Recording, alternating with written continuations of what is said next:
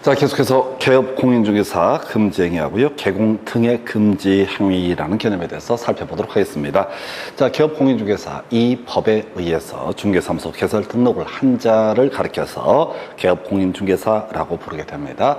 자, 그리고 개업 공인중개사 등이라고 하는 것은 개공 외에요. 소공이라든가 또는 중개보조원, 그리고 또 하나 이슈가 될 만한 게 법인인 개업 공인중개사의 사원 또는 임원, 이런 사람들을 가리켜서 개업 공인중개사 등이라고 정의를 하게 됩니다. 그래서 먼저 개공의 금지 행위라는 것을 보게 되면 이중 등록이라는 것 금지되고요. 앞에서 공부한 것처럼 1년 이하의 징역, 1,000만 원 이하의 벌금에 처하게 될 사안이 되겠습니다. 그래서 앞에서 이런 얘기 했었죠. 개설 등록이라고 하는 거, 자, 바로 공인중개사 괄호 열고 소속 공인중개사 제외라고 되어 있었고요. 괄호 닫고요. 그리고 나서 법인이라고 하는 사람, 이거 중개사무소 개설 등록 신청할 수 있다라고 했었죠. 그래서 소속 공인중개사의 경우 개설 등록 신청을 할 수가 없게 될 것이고요. 개업 공인중개사도 자, 이중 등록의 문제에 걸리기 때문에 소위 중개사무소 개설 등록하는 것, 자, 이중으로 하는 것은 허용되지 않습니다. 자, 그리고 나서 등록증의 양도, 양수 등 금지가 되게 된다 해서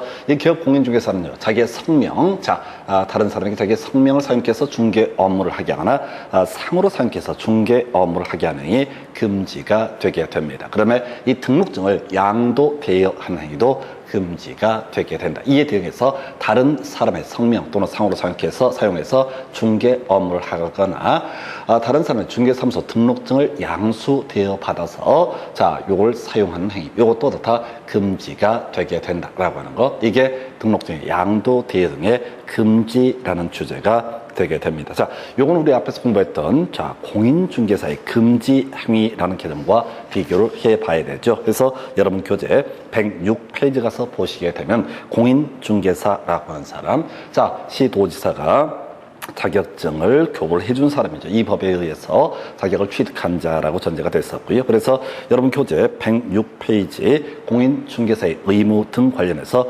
공인중개사는 다른 사람에게 자기의 성명을 사용해서 중개업무를 하게 하거나 자기의 자격증을 양도 대여해서는 아니 된다라고 이렇게 전제를 삼고 있습니다.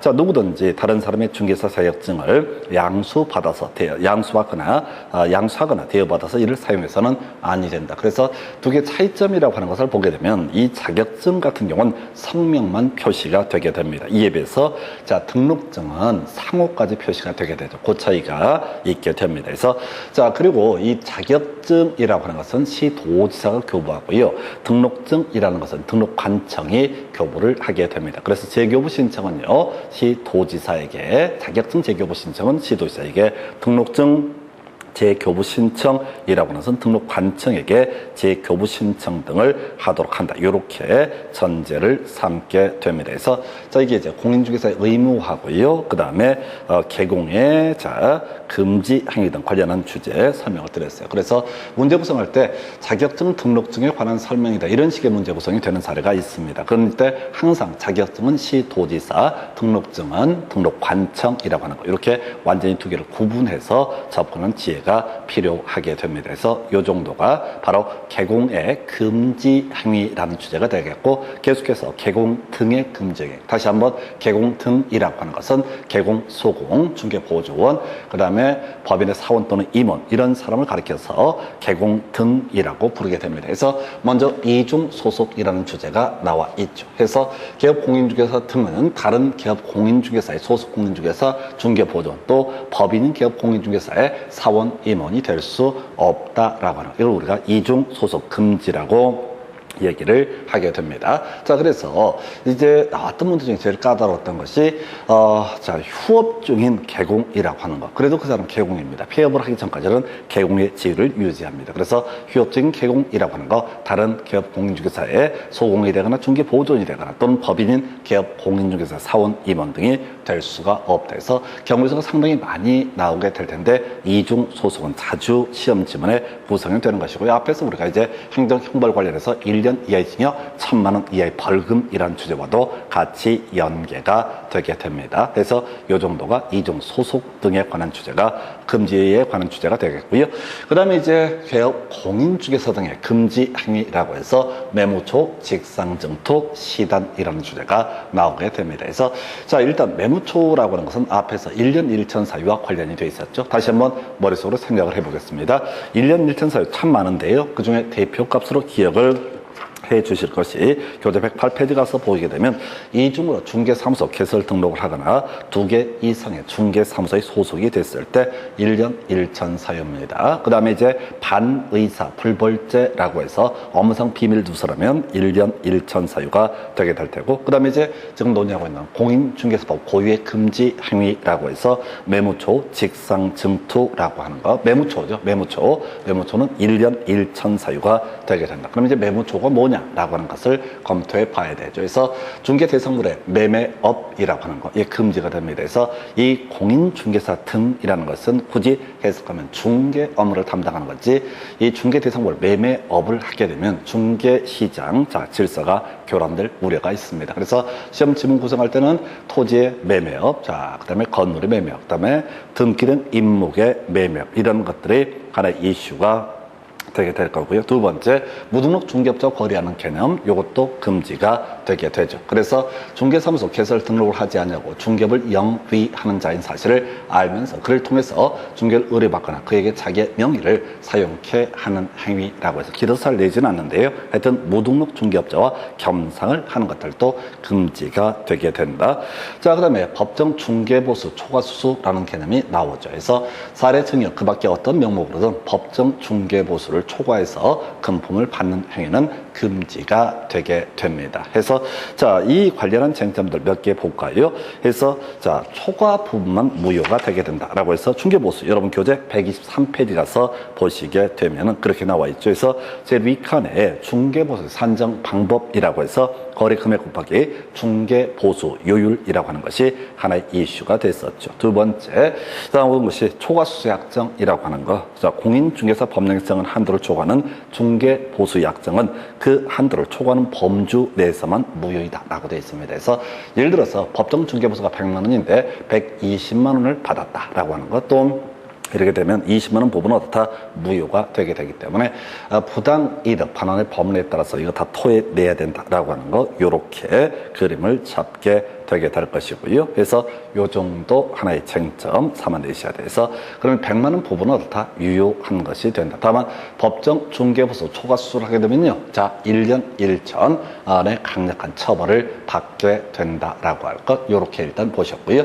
자, 앞에서 공부했던 주제하고 연계가 되어 있죠. 그래서 자, 법인, 기업, 공인중개사 등, 물론 이제 개인도 당연히 경험할 수 있는 게 바로 대상 알제대라는 개념이 있었죠. 그래서 우리가 법인, 기업, 공인중개사의 중개사무소 개설 등록 요건 관련해서 여러분 교재 110페이지 가서 보시게 되면은 겸업 가능한 업무 범위라고 해서 자, 대상 알제대라고 하는 거 있었죠. 그 중에 대행이 제일 어려웠어요. 그래서 대행이라고 하는 것은 분양대행, 관리대행이라는 개념이 있게 될 것이고요. 이때 분양대행, 관리대행의 범주는 주택과 상업용 건축물에 한정되게 된다. 그래서 자, 대행이라고 하는 거 할 수가 있었고요.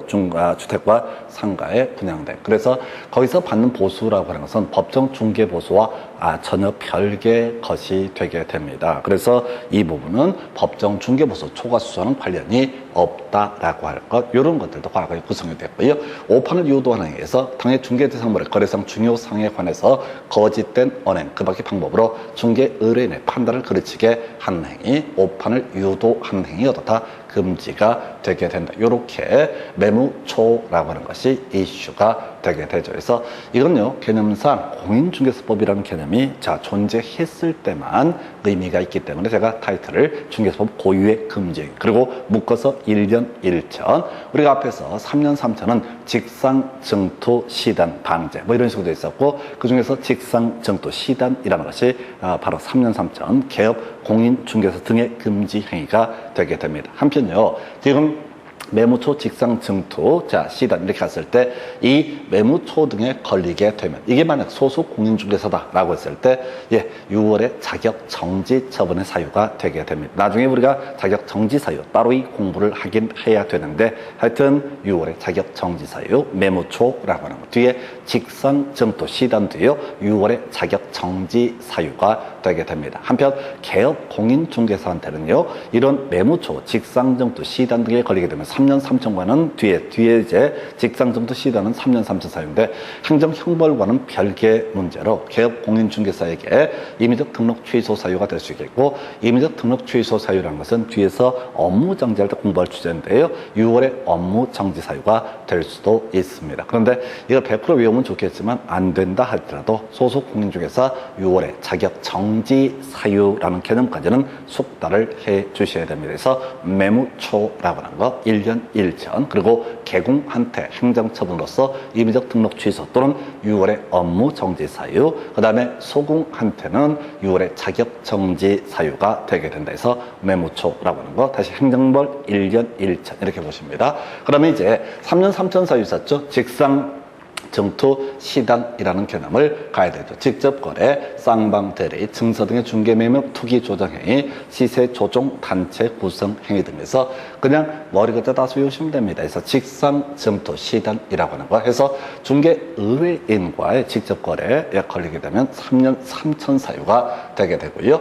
두 번째, 쌍방 대리, 거래 당사자 쌍방을 대리한다라고 했을 때 역시 3년 3천 사유가 되게 된다. 그 다음에 증서 등의 중개 매매업이라고 하는 거 이것도 지금 어떻습니까? 바로 3년 3천 사유가 되게 된다라고 할 것. 자, 요 관련해서 이미 한번 설명을 드렸었죠. 그래서 우리가 분양권 같은 것들 중개할 수 있습니다. 근데 이 분양권 같은 것들이 분조투에서 분양가 상한제, 조정대상적, 투기과일적 이런 것들에 걸렸다라고 했을 때 사안이 이렇게 가는 거죠. 만약에 그냥 그런 거 안 걸리면 자 중개할 수 있는 데 비해서 분조투에 해당이 되게 되면 분조투에 해당이 되게 되면은 그때는 어떻게 된다? 바로 이 증서 등의 중개 매매업이라고 하는 거. 자, 요거 관련해서 자, 3년 3천 사유 분조투에 걸리게 되면 양도 등이 금지가 되고 그러한 양도가 금지된 분양권 등을 중개하게 되면 3년 3천 사유가 되게 됩니다. 투기 조정행위요. 겁나 길죠.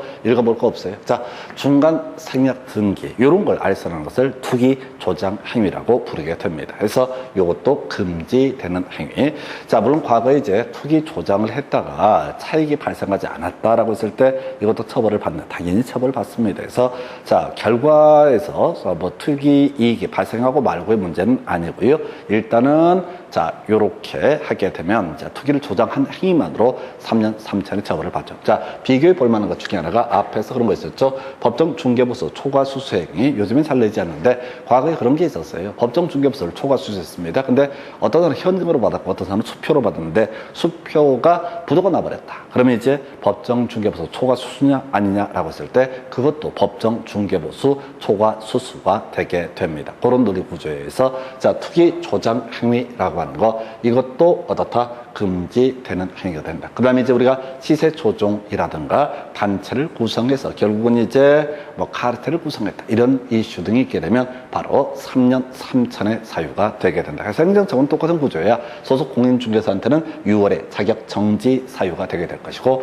개업 공인중개사한테는 임의적 등록 취소 사유가 되게 된다라고 해서 자 직상 증투 시단이라고 하는 거 직상 정투 시단이라고 하는 거 요런 게 하나의 개공 등의 금지 행위가 되게 됩니다. 그래서 자 정리하게 되면요 매무초 그다음 매무초라고 해서 요거 이제 금지가 되고요 1년 1천 사유였었고요 행정처분은 개공은 임의적 등록 취소 또는 6월에 업무 정지 사유 소공한테는 6월에 자격 정지 사유 직상 정투 시단이라고 하는 거 금지됐고 3년 3천 사유가 되게 될 것이고요 그리고 나서 얘는 행정처분은 앞이랑 똑같죠. 그래서 6월에 업무 정지라든가 또는 임의적 등록 취소 사유가 될 수가 있겠고요. 그 다음에 소공한테는 6월에 자격 정지 기준이 되게 된다. 자, 최근에 나왔던 문제와 비교할 것이 이게 하나 됐죠. 직접 거래라고 하는 거. 앞에서 법정 중개보수 초과 수수와 관련된 이 약정은 무효, 초과되는 부분에 한해서 무효가 되게 된다. 그래서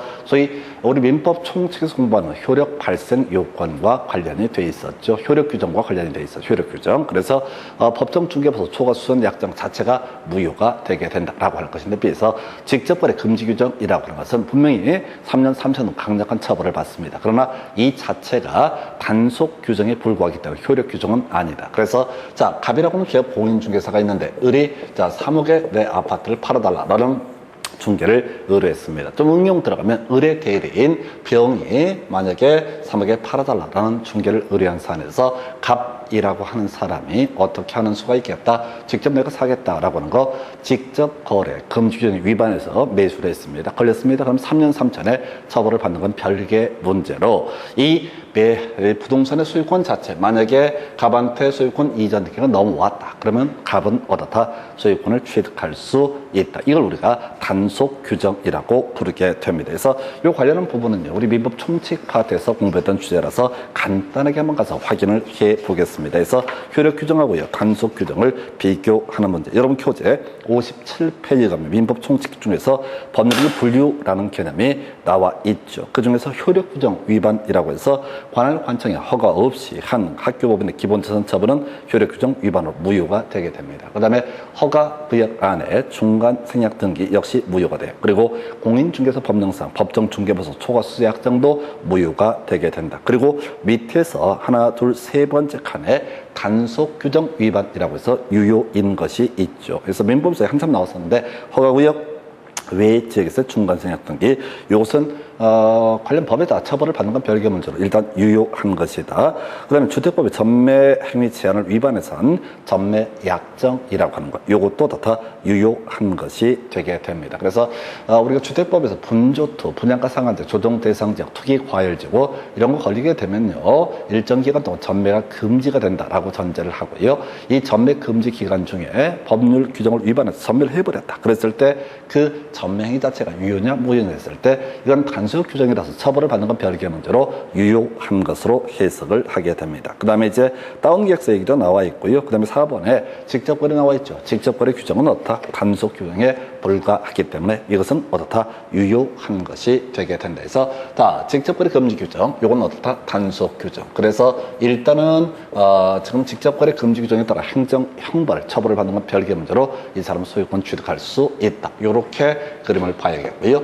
이에 대응해서 법정 중개보수 초과 수수 약정은 뭐가 된다? 무효가 되게 된다라고 할 거. 그리고 같이 이제 하나 기억할 것 중에 하나가 이미 우리 앞에서 중개와 중개업이라는 개념을 설명을 드린 바가 있었는데, 여러분 교재 107페이지 가서 중개업, 다시 가겠습니다. 다른 사람의 의뢰를 받아서 보수를 받고 업으로 하는 것을 뭐라 부른다? 중개업이라고 부르게 된다. 해서 부수 들어가 있으면 어떻다? 중개업에 해당이 되게 된다. 우연히 1회 들어가면 어떻다? 중개업이 아니다. 그래서 우연히 1회에서 이루어진 중개보수 약정은 과다하지 않는 이상 유효한 것으로 봐야 될 것이고요. 그리고 무등록 중개업자의 중개보수 지급 약정은 전부가 다 무효가 되겠다. 이렇게 이제 비교를 해 주셔야 돼서 정리하면, 자, 개업 공인중개사입니다. 이 사람이 개업 공인중개사가 법정 중개보수 초과 수수하는 약정을 체결했다. 그럼 초과하는 부분만 무효가 될 것이고, 무등록 중개업자와의 중개보수 약정은 무조건 전부가 무효가 되게 될 것이고요. 그 다음에